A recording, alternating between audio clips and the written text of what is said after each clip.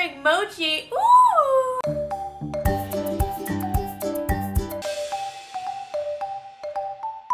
Today's YouTube inspiration comes from EmmyMadeInJapan, and she does some DIYs, and she also does a lot of taste testing of like different countries, Cheetos, and stuff like that, so it's really cool. Go check out her channel. If you don't know what mochi is, it's a Japanese dessert where it's like ice cream and it's coated in this like yummy rice flour deliciousness. For this tutorial, you need gelato, silicone baking cups or paper baking cups, cornstarch, sweet rice flour, sugar, and plastic wrap. The first step that Emmy did was she took her ice cream and scooped it out and put it in these silicone cups. I was going to do different flavors for you, but somebody ate my ice cream. I'm going with mango sorbet because I can't eat dairy, but you can pick any flavor you want.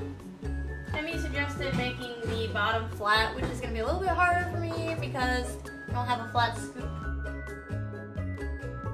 This is the perfect day to do this because it's really hot, but it's also making my ice cream really melty, and she said to try and get all the air bubbles out, and I don't know if that's working because I can barely get it off the ice cream scoop. Then you stick these in the freezer for half an hour. They're not even balls. Next you added the sweet rice flour, sugar, and water into a bowl and whisked it together. I'm just gonna let you guys stick it this time. If you don't know what I'm talking about, go watch one of my other baking videos. Can't hear you! I put this in the microwave next. Should have put this in a different bowl. Put it in a microwave safe bowl. Then put some saran wrap on top of it, which doesn't seem microwave safe. I'm following along with the directions. She said for 2 minutes in the microwave if you have a 600-watt microwave. How do people know that? Do they like keep the box and they know? I'm gonna put this on defrost then, I guess, because it's higher than hers.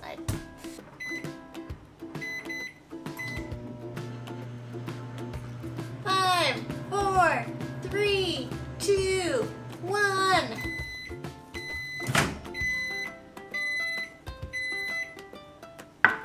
So next she stirred this up and then she put it in for an additional 40 seconds. Hers was a lot thicker than this. Alright, I'm gonna put this back in. I'm gonna put it in for another minute on defrost. Why do microwaves have to vary? Just make them all the same. I don't understand. Well, while this is cooking, I'm going to do the next step, which is to generously flour the baking pan with either cornstarch or potato starch. Okay, let's check on the rice flour. This isn't right at all! I'm going to try microwaving it for 2 minutes and see what happens. This could be bad! That's would be the perfect time to make ice cream, because it's really hot! Let's see if it works. Let's see if it worked. This might be a little too doughy. It looks like snot. The next step that Emmy did was she took the dough from the microwave and put it on the platter, and then she stretched it out into a 6x9 square rectangle. I don't know if this is gonna work because mine seems to keep breaking apart. Oh, the bowl is so hot. I think I'm gonna coat my fingers with cornstarch. And I'm also afraid they're gonna burn off. Oh, it's hot. Ow, ow, ow, ow, ow. I'm gonna wait a couple minutes and let this cool down. Okay, I waited a few more minutes. Let me see if I can touch this dough. There's a fine line because I still want it to be warm, but I don't want it to burn my hands off. It's perfect now. This isn't spreading out. Once this is completely flattened out, you stick it in the freezer for half an hour. Oh, I forgot a step. You have to put the cornstarch on top. That's probably why it's sticking to me so much. 30 minutes later, now we cut this into equal squares. I don't know if mine are gonna be exactly equal. Then she took a plate and put saran wrap on it. And you take each square and layer them on top of each other.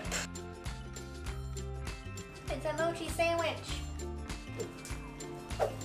Now you go back in the freezer for half an hour or up to an hour. Saran wrap stuck to the counter. Did you see that? 45 minutes later.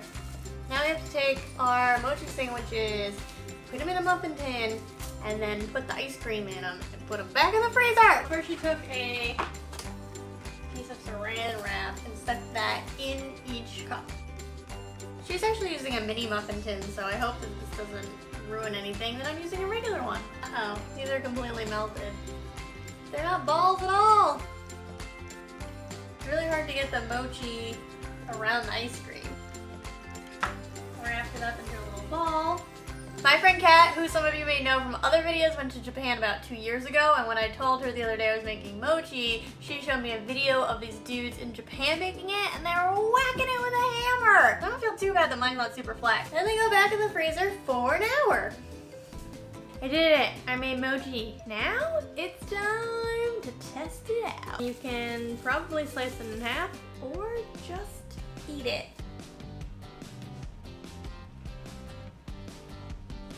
Mmm. Tastes like mochi. Ooh, it's so cute. Here's the real deal on this DIY.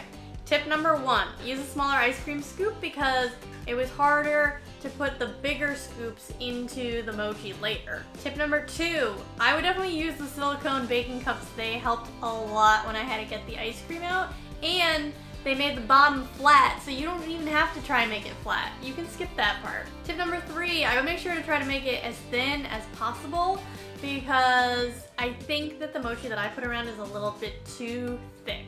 Overall, this is totally worth it, guys. It's delicious. Although it does take a really long time since there's so many times that you have to keep freezing it, so don't think you're gonna take these to a party and make them in half an hour. Don't forget that we make new videos here every Tuesday and Thursday. Also, check me out on social media, PamOnSunset on Twitter, Snapchat, Instagram, anything you can think of. And of course, if you haven't, hit the subscribe button and give this video a thumbs up if you liked it. I hope you did.